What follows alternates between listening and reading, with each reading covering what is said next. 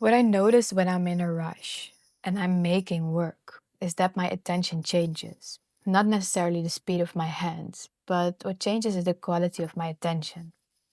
At first, it doesn't really seem important because I'm still painting and I'm still making decisions. I'm still moving and everything appears the same.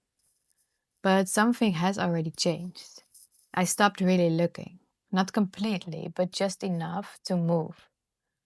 And then I begin working from what I think is there instead of what I'm actually seeing. And I find it very interesting because the work hasn't changed, only the pace at which I'm giving my attention. And sometimes I ask myself, am I still looking? Or have I begun working from memory? Or from habit? Or from what I expect to see?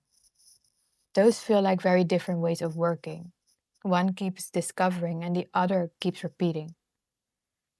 And there have been moments where I deliberately slowed down, not because slow is better, but because I wanted to really see whether I was still in contact with the work itself, if I'm still present enough. And almost immediately, things I hadn't noticed before began to appear again, like a color that felt too heavy, or a relationship between two shapes, or a space that suddenly felt alive and that came more into the front. None of those things appeared because I slowed down, but because they were already there. I had been moving too quickly to notice them. And that made me wonder, does slowing down really change the work? Or does it change what becomes visible? I think there's a difference because every time attention becomes less hurried, the work begins telling me things I couldn't hear before while I was rushing.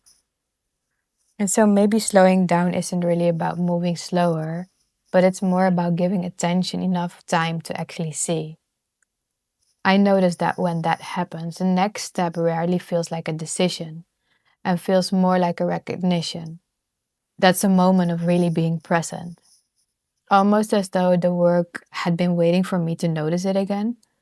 And I keep coming back to that question, not the how can I finish this, but am I still close enough to the work to see what it is showing me?